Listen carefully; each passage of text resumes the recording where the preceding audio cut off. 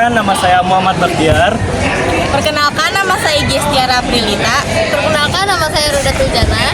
Perkenalkan, nama saya Syifa Nuradiati. Perkenalkan, nama saya Ferinaldo Timoteo Sialo.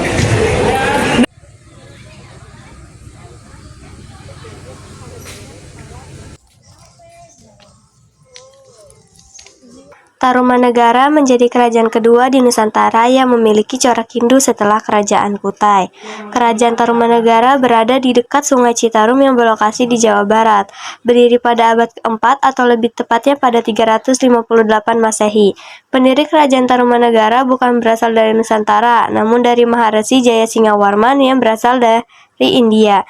Salah satu tempat Jayasingawarman berasal yakni Kerajaan Pallava dan Calangkaya di India atau yang ditaklukkan dengan Kerajaan Magadha.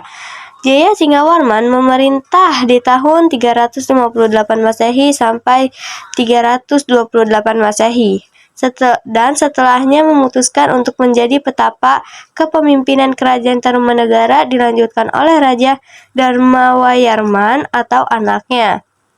Raja Singawarman memberi nama Kerajaan Tarumanegara yang diambil dari nama pohon tarum yang banyak tumbuh di daerahnya.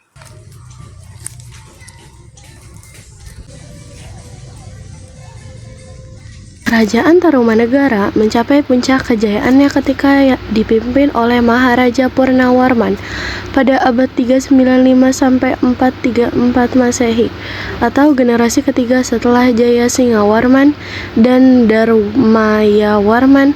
Sewaktu Purnawarman berkuasa, masyarakat kerajaan bermata pencaharian sebagai petani. Pada masa kepemimpinannya, di tahun 39 Masehi, Purnawarman membangun ibu kota kerajaan bernama Sundapura di kawasan pantai yang jadi asal-usul Sunda sekarang.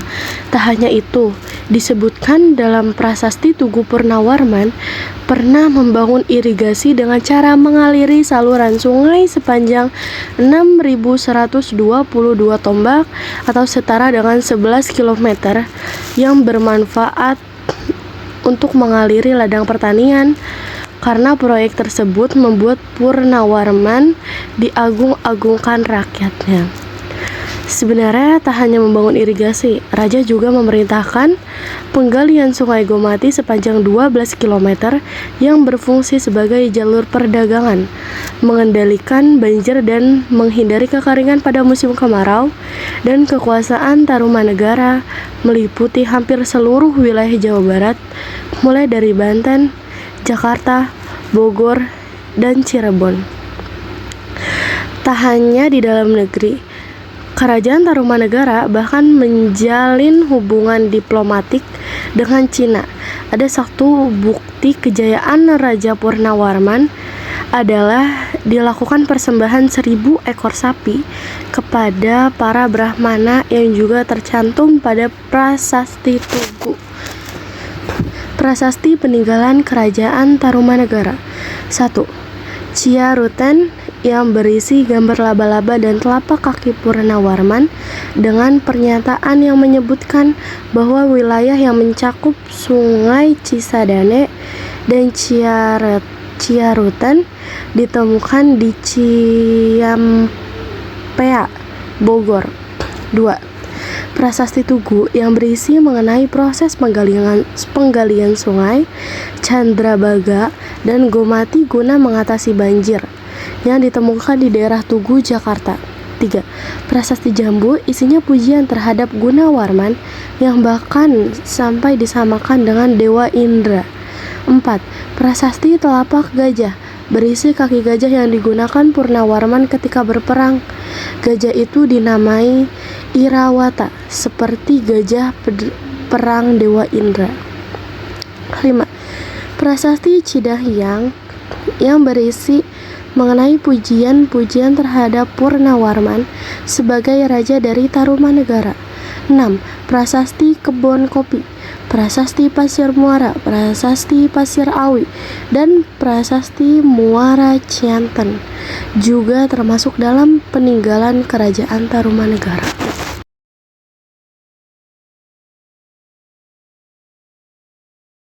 1. Situ Batu Jaya yang merupakan kompleks persendian yang ditemukan di Karawang yang bertempat di tepi Sungai Citarum.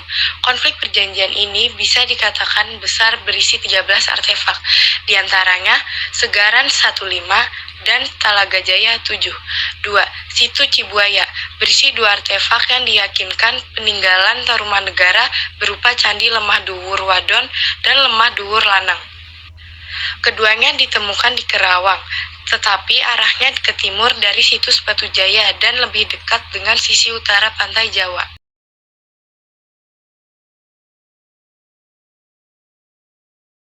Berikut ini adalah daftar nama raja yang pernah memerintah Kerajaan Tarumanegara. 1. Jaya Singawarman 358 sampai 382 Masehi. 2. Dharma Wayarman 382 sampai 395 Masehi. 3. Purnawarman 395 sampai 434 Masehi. 4. Wisnuwarman 434 sampai 455 Masehi. 5. Indrawarman 455 sampai 515 Masehi. 6. Candrawarman 515 sampai 535 Masehi. 7. Suryawarman 535 sampai 561 Masehi. 8. Kertawarman 561 sampai 628 Masehi. 9. Sudawarman 628 sampai 639 Masehi. 10. Hariwangsawarman 639 sampai 640 Masehi. 11. Nagajayawarman 640 sampai 666 Masehi. 12. Linggawarman 666 sampai 669 Masehi.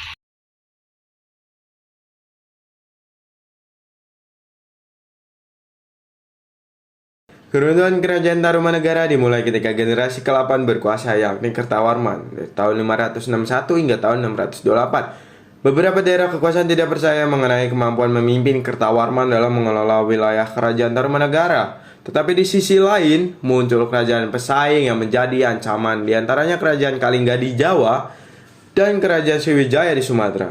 Kerajaan Tarumanegara bubar setelah generasi ke-12, yakni Raja Linggawarman mangkat. Raja Linggawarman hanya memiliki 2 anak perempuan yang bernama Manasi dan Sukakencana, sehingga tidak ada lagi yang meneruskan seorang raja. Oleh sebab itu, kerajaan diberikan kepada suami Manasi, Tarusbawa. Dari situlah Kerajaan Tarumanegara benar-benar tamat. Namun, sebenarnya ada 2 faktor utama yang membuat Kerajaan Tarumanegara yang mengalami keruntuhan. Serangan ini diperkirakan terjadi di tahun 650. Jika kita lihat dari isi prasasti Kota Kapur yang menyebut Dapuntah yang Sri yang Jayansa melancarkan serangan terhadap bumi Jawa. Peristiwa ini terjadi karena kerajaan tak mau tunduk dengan Sriwijaya. Pecahnya Tarumanegara menjadi Sunda dan Galuh diambil dari naskah Wangsakerta. Linggawarman yang berkuasa di tahun 666 disebut banyak memberi amanat kepada raja-raja kecil di daerah untuk mewakilinya. Kekuasaan dari kerajaan-kerajaan itu meningkat signifikan. Galuh yang berada di dekat wilayah Cirebon dan memilih berpisah dari Tarumanegara. Sementara penerus Linggawarman justru memilih mengubah kerajaan menjadi Sunda. Ya, berakhirnya Kerajaan Tarumanegara ditandai dengan kemunculan 2 kerajaan ini, Galuh dan Sunda, yang kemudian menjadi kerajaan terbesar di Jawa Barat pada masanya. Siapakah Raja Kerajaan Tarumanegara yang mengantarkan mencapai puncak kejayaan? Yang menghantarkan mencapai puncak kejayaan adalah Gunawarman, generasi ketiga dari anak Raja kedua Dharma Wayarman. Kerajaan Tarumanegara mencapai puncak kejayaan pada masa pemerintahan siapa? Kerajaan Tarumanegara mencapai puncak kejayaannya ketika masa generasi ketiga yang dipimpin oleh Maharaja Purnawarman. Apa sebab-sebab kejayaan Kerajaan Tarumanegara? Kejayaan Kerajaan Tarumanegara disebabkan pembangunan aliran Sungai Gemati dan Candrabaga yang membuat petani makmur.